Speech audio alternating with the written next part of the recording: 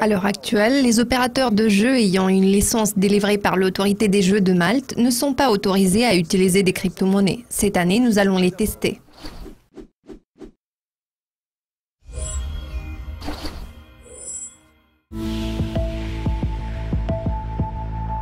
Ces 2 dernières années, les crypto-monnaies ont trouvé leur place dans le monde de la finance.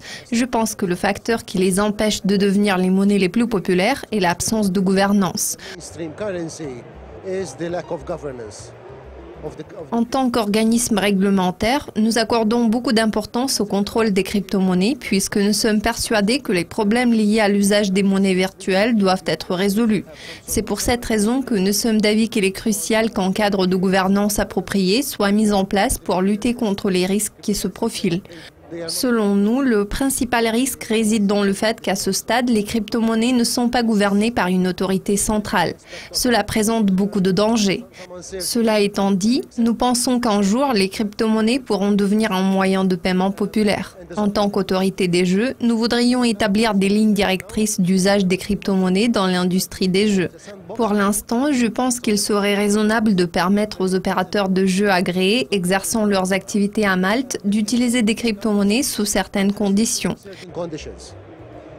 Nous allons leur expliquer tous les principes au début de cette année, après que nous aurons fini notre document d'orientation.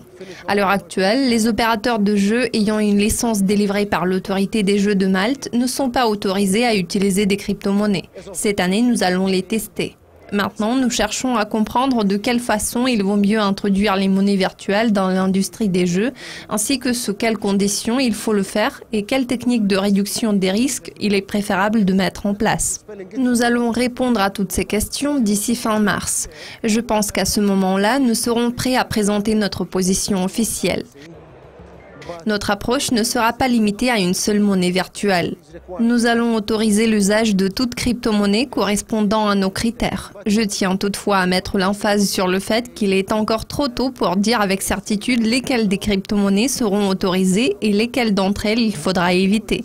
Nous allons avant tout établir un cadre réglementaire régissant l'usage des crypto-monnaies par les acteurs de l'industrie et les opérateurs de jeux.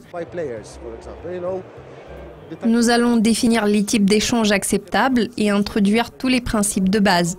Pour l'instant, nous ne disons ni oui ni non. C'est pour cette raison que nous allons privilégier l'approche expérimentale.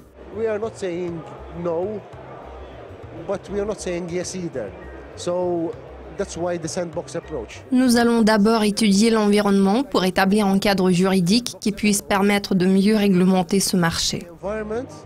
And we'll see how best then to come up with a proper legal framework to regulate it.